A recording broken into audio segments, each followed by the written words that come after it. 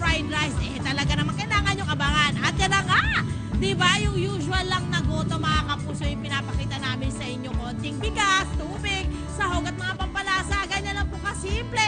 Ang sarap ng isang goto. Pero dito po sa pinuntahan namin mga kapuso sa Mandaluyong City na kainan, kakaibang goto po ang kanilang siniserve. O diba, binisita po talaga namin ito para ibigay din po sa inyo at ipaalam sa inyo para matikman nyo rin mga kapuso dahil pinalevel up po nila ang kanilang goto. O dito na, tingnan natin paano nga ba niluluto itong gotong ito. Pasukin natin ang kanilang lutuan, guys.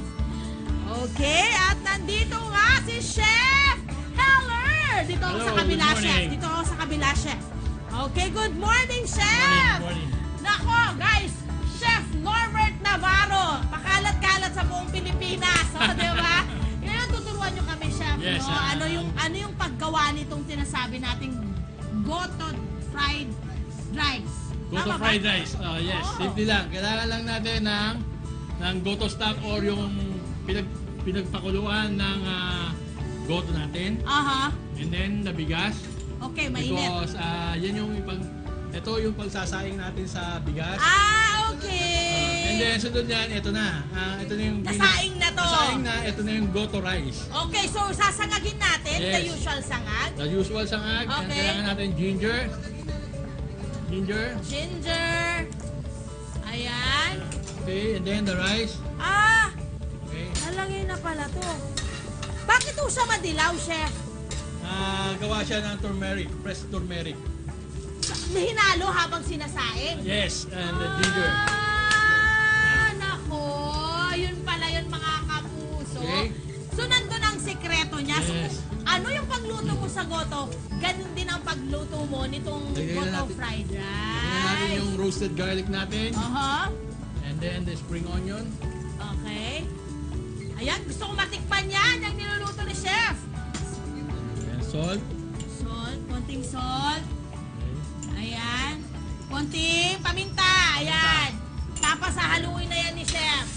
Oh. Guys, tikman na natin. Kahit konti lang. Patikim ng konti, Chef. O, diba? Gusto ko matikman eh. Lasang lugaw. Lasang goto! Yun lang. Yes. Sandali, manghingi muna akong tubig. Nasa paminta ko eh. Dito na lang, dito na lang.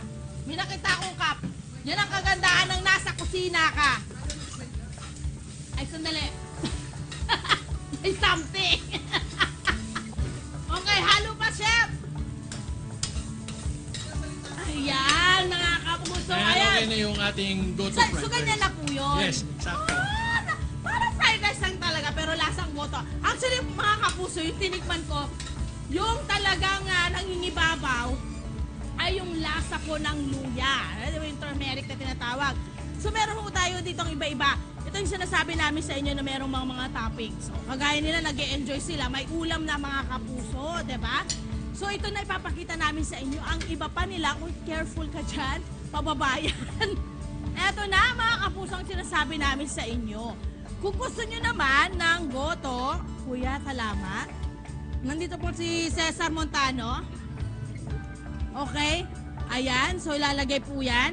Bahala po kayo kung anong mga topping ang ilalagay po ninyo.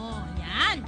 Tapos, either, meron ditong isaw ng manok. Ayan. Meron po ditong isaw ng baboy. Merong gizzard. O, di ba, merong paa ng manok. O, Adidas. At merong bulaklak. O, chicharong bulaklak. At bahala ka na kung anong gusto mong style ng paglalagay. O, di ba? Di ba? Pwedeng lahat sa'yo na yan. O, at tikman natin ang kanilang mismong goto. Mainit to, nako. Ay, grabe ang lasa. Ang sarap! Grabe, ang lasa. Tapos ang lapot ng ano nila. Ng goto nila, guys. Okay.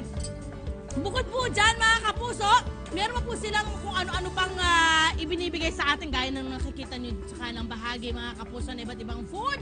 At syempre, hindi lang po pala itong mga nakikita nyo ngayon ang kanilang toppings. Meron din pong tenga ng baboy, may pork belly at calamares din po mga kapuso. Yan po yung kanilang ino-offer sa inyong pupunta rito sa kanilang gotohan. Okay, ang kanilang goto ay matitikman sa halagang 30 pesos hanggang 65 pesos. Napakamura! At kung habang parami ng topping po nilalagay nyo, siyempre magdadagdag kayo ng bayan. Hindi yun. Pero sigurado akong mag-i-enjoy kayo. Open sila ng alas 5 ng hapon hanggang alas 2 ng madaling araw. O, pwedeng makahabol, lalo sa mga nasa call centers natin. Sa aming pagbabalik mga kapuso, level up na pagkain din ang matitikman natin at ng unang hirit kung ano po itong mga ito. Actually, hindi ko alam kung ano pa to, hindi pa nila pinapakilala sa akin. No?